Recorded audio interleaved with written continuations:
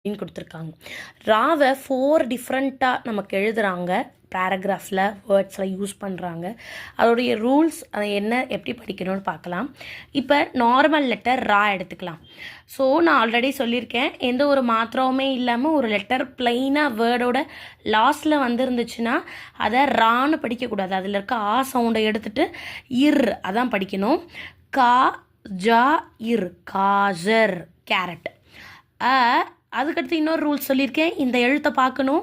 இது கா லைன்லேருந்து வந்திருக்கு. அப்போ காவோட ஃப்ரெண்டு இங்கு இங்கு இர் அங்கூர். ரீடிங் டெக்னிக் நிறைய நம்ம அப்லோட் பண்ணியிருக்கோம். டவுட்ஸாக இருக்கவங்க போய் பார்த்துக்கோங்க. டவுட்னா கேளுங்க. ட ம ட இர் ரான்னு படிக்கணும், ஆனால் இருன்னு படிக்கணும். அது ரூல்ஸ். ஸோ இந்த ஒரு யூசேஜ் பார்த்தாச்சு. ரா எழுத்தாவே வேர்டோட லாஸ்ட்டில் போட்டிருந்தாங்கன்னா அதோட அகரம் ஆவை தூக்கிட்டு இர்ரை மட்டும்தான் போகணும். இந்த லெட்டர் இரு ப்ளஸ் ஆவை தூக்கிட்டா இரு, அப்போ இரு மட்டும்தான் படிக்கணும். நெக்ஸ்ட் யூசேஜ் என்னென்னா இரு. இதை படிக்கணும்னா, அதாவது ஒரு வேர்டில் இப்போ சேர்த்து எழுத போகிறோம். அந்த இர்ரை முதல்ல படிக்கணும். அப்படின்னா நீங்கள் எப்படி இந்த குட்டி கர்வாக போடணும். அப்போ படிக்கும்போது இதை தான் ஃபஸ்ட்டு படிக்கணும். இர் இப் சர்பு. இப்போ புரிஞ்சிச்சா?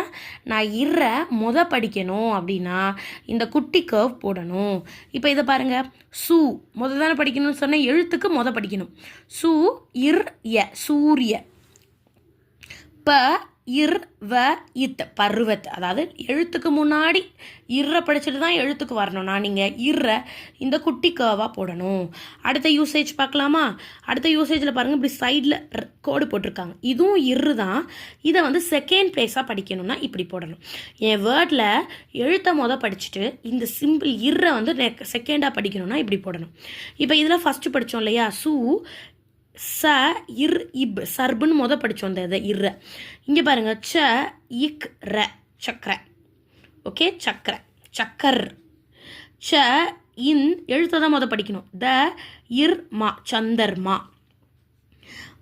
ப்ர இப்போ தானே ஃபஸ்ட் படித்தோம். ப்ர நா இம் பிரணாம். பிரணாம்னா வணக்கம்.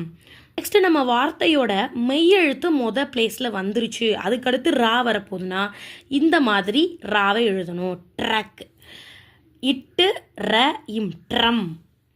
இட்டு டா ட்ராலி.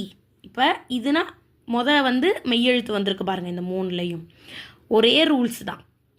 லாஸ்ட்டில் வந்தால் இரு படிக்கணும். இருன்னு படிக்கணும்னா குட்டி கர்வ் போடணும். ரெண்டாவது இரு படிக்கணும்னா இந்த டேஷ் போடணும். ஃபஸ்ட்டு மெய்யெழுத்து வந்துருச்சு அப்படின்னா இந்த ட்ரா போடணும்.